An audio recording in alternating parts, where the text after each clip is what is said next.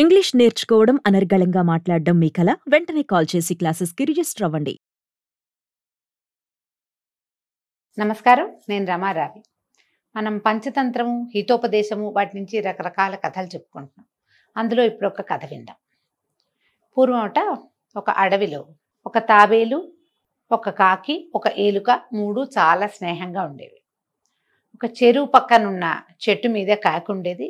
ఆ చెట్టు కింద ఉన్న తొర్రలో ఏలుకుండేది. చెరువులో తాబేలు ఉండేది. ఈ మూడు కబుర్లు చెప్పుకుంటూ ఉండేవి తరచుగా. వాటి నివాస స్థానాలు అవే అవటం వల్ల ఇంకా వేరే చోటకి వెళ్ళే ఆలోచన లేకుండా చాలా కాలం ఒకే చోట కలిసి ఉండటంతో ఎక్కువ స్నేహంగా ఉండేవి. అయితే ఒకనాడట చిత్రాంగుడు అనే ఒక లేడీ పరిగెత్తుకుంటూ వచ్చిందట అక్కడికి. అది ఎట్లా వచ్చిందంటే ప్రాణభయంతో పరిగెడుతున్నట్టుగా ఉంది.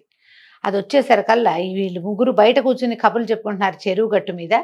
కంగారు పడి ఏదో ప్రమాదం ముంచుకొస్తుందని ఎలుకేమో త్వరలోకి పరిగెత్తింది, కాకేమో చెట్టు మీదకి ఎక్కేసింది, ఈ మన తాబేలేమో నీళ్లలోకి పరిగెత్తింది, వెళ్ళిపోయింది.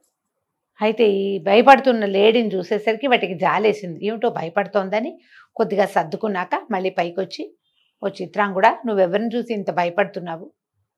ఏమిటి జరిగింది? ఏం జరిగింది ఏమిటి అంటే, వేటగాడిని చూసి భయం వేసింది నాకు, వేటగాళ్ళని చూసి అని చెప్పి చిత్రాంగుడు చెప్పిందట లేడీ.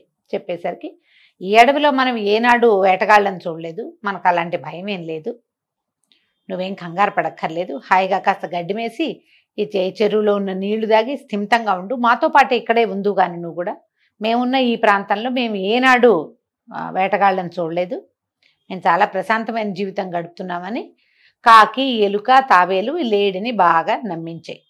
సరే, ఒక పూట కాస్త స్థిమితపడిన తర్వాత ఈ లేడీ మళ్ళీ గడ్డి మేయటానికి అడవంతా తిరగడానికి వెళ్ళి ఏం చెప్పిందంటే, రాజుగారు ఒక ఆయన ఈ దారిని వెళ్తూ అడవిలో దారి విడిచారు. వాళ్ళు అక్కడ ఉన్నారు. ఆయనతో పాటు చాలా మంది వేటగాళ్ళు వచ్చారు.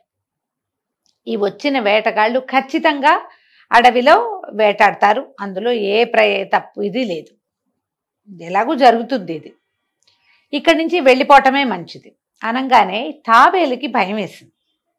అమ్మ బాబోయ్, చాలామంది జనాలు కనుక చేరారంటే వాళ్ళకి ఆహారం కావాలి, అడవిలో ఉన్న పక్షుల్ని, తర్వాత ఏమో జంతువుల్ని, తర్వాత అడవిలో చెరువులో స్వేచ్ఛగా పెరిగేటువంటి చేపల్ని, నా లాంటి తావేళ్ళని పట్టేస్తారు, ఇక్కడి నుంచి వెళ్ళిపోవాలి. ఇది ఇక్కడికి దగ్గరగా ఉన్నారు, ఇక్కడికి ఎక్కువ దూరం లేదు, ఈ రాజుగారు విడిచిన విడిది ప్రాంతము ఇక్కడికి దగ్గరలో ఉంది కాబట్టి, దగ్గరలో ఉన్న చెరువు కాబట్టి ఖచ్చితంగా వేటగాళ్ళు మన చెరువు మీదకే ముందొస్తారు, కాబట్టి ఇక్కడి నుంచి పారిపోవాలని కంగారు పడేసరికల్లా సరే వేరే చోటకు వెళ్తే బాగానే ఉంటుంది, ఈ జనాలకి దూరంగా వెళ్తే బాగుంటుంది, కానీ సరే ప్రయత్నం ఎట్లా?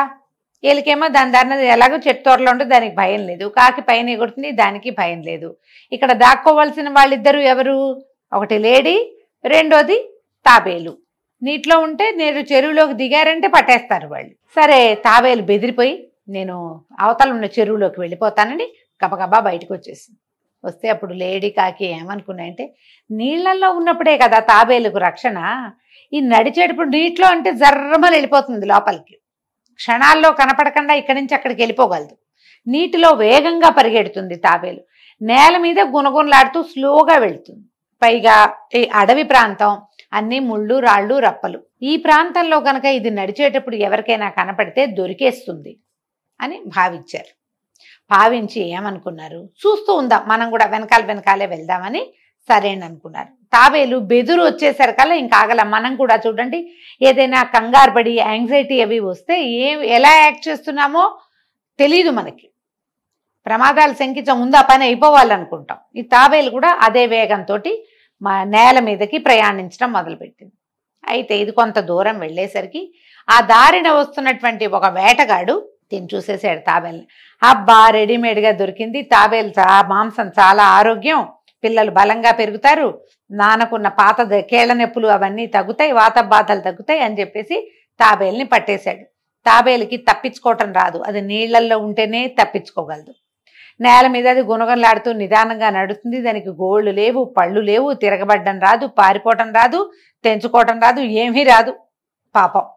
ఆ తాబేల్ని ఇతను ఏం చేశాడు, ఒక తాడు కట్టి దానికి తన వింటి కొసకి, అంటే బో ఉంటుంది కదా వాళ్ళ దగ్గర, ధనుర్బాణాలు ఉన్నాయి వేటగాడి దగ్గర, ఆ ధనుస్సు విల్లుకి చివర వేళ్లాడేసి దాని భుజం మీద పెట్టుకుని వెళ్తున్నాడు. అయ్యో దొరికిపోయిందే అని చాలా కంగారు పడ్డాయి లేడీ, కాకి, ఎలుక మూడును. ఎట్లా దీన్ని విడిపించటం అని ఆలోచించి ఏమనుకున్నారంటే ఒక ప్లాన్ చేద్దాం, వేటగాడిని అనుసరించి వెళ్దాం. ఇక్కడి నుంచి ముందుకు వెళ్ళేసరికి ఒక గంట సేపు, గంటన్నర నడిచాక ఒక చెరువు వస్తుంది.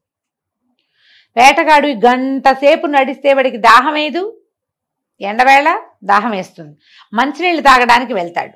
మంచినీళ్లు తాగాలంటే ఖచ్చితంగా భుజం మీద ఉన్న విల్లు అడ్డం వస్తుంది కాబట్టి చెరువు గట్టు మీద పెడతాడు. మనం ఒక పని చేద్దాం, ఈ లేడీ ముందు పరిగెత్తుకుంటూ వెళ్ళిపోయి ఆ చెరువు దగ్గర చచ్చినట్టు పడి కనపడితే వేటగాడు లేడి మీద ఆశతోటి లేడి దగ్గరకు వస్తాడు. ఈ లోపల మనం ఈ మందరకుడు అనేటువంటి తాబేలుని విడిపించవచ్చు అని ప్లాన్ చేసుకుని లేడిని నువ్వు ముందు పరిగెత్తుకుంటూ వెళ్ళిపోని, మనిషి కంటే వేగంగా లేడి పరిగెడుతుంది కాబట్టి చెరువు దగ్గరికి పంపించారు. ఎలుక తర్వాత కాకి ఈ వేటగాడిని అనుసరించే అతని వెనకాలే పరిగెత్తడం మొదలుపెట్టారు. అతను గబగబా నడుస్తున్నాడు. అతని వెనకాలే కాకి పైన ఆకాశంలో ఎగురుతూ అతను ఎటు వెళ్ళాడో చూస్తూ అతని వెనకాల పడుతుంది. ఎలుక ఆ పొద ఈ పొద చాటు చేసుకుంటూ అతను వెళ్ళిన దారినే వెళ్ళింది. సరే వీళ్ళు అనుకున్నట్టుగానే ఒక గంటన్నర, గంట ముప్పావు నడిచేసరికి చెరువు వచ్చింది. ఆ గట్టు చూసేసరికి అలా వేటగాడికి అబ్బా చాలాసేపటి నుంచి నడుస్తున్నాం, కాస్త కాళ్ళు కడుక్కుని ఒక మాట మొహం కడుక్కుని కాస్త మంచినీళ్ళు తాగితే బాగుంటుందని ఈ భుజం మీద ఉన్న విల్లుని చెరువు గట్టు మీద పెట్టేసి దిగి చెరువులోకి వెళ్ళబోయాడు. సరే అప్పటికే సిద్ధంగా ఉంది లేడీ. చెరువుకి గట్టు మీద లోపలికి దిగుతుండగా, బ్యాంక్స్ అంటారు, ఏమంటారు వాటిని, మనం ఒక నీటి జాలుకు దగ్గరగా చచ్చిపడినట్టుగా పడుకుని ఉంది లేడీ. అని ఆశ్చర్యపోయాడు చెరువు గట్టు మించి చూస్తూ. అబ్బా ఒక లేడీ అదే చచ్చిపడి ఉంది, ఏదైనా దెబ్బ తగిలిందో ఎవరైనా కొట్టారో ఏమో, రెడీగా ఉంది శుభ్రంగా. లేడి మాంసం అయితే 3 రోజులు బ్రహ్మాండమైన రుచికరమైన మాంసం, తాబేలు ఇంత ఉంటుంది, లేడి పెద్దది కదా.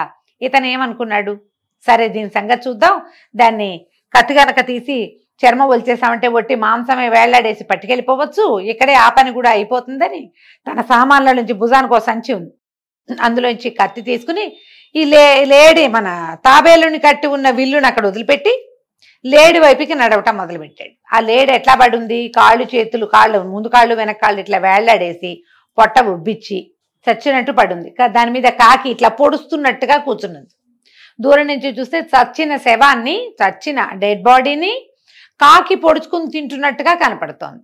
ఇతని గట్టంతా దిగి వెళ్లే లోపల ఎలుక పరిగెత్తుకుంటూ వచ్చి ఈ తాబేలుని విల్లుకేసి కట్టేసిన తాళ్లని కొరికేయంగానే తాబేలు నీటి జాలు చూసేసరికల్లా తాబేలుకి వేగం పెరుగుతుంది.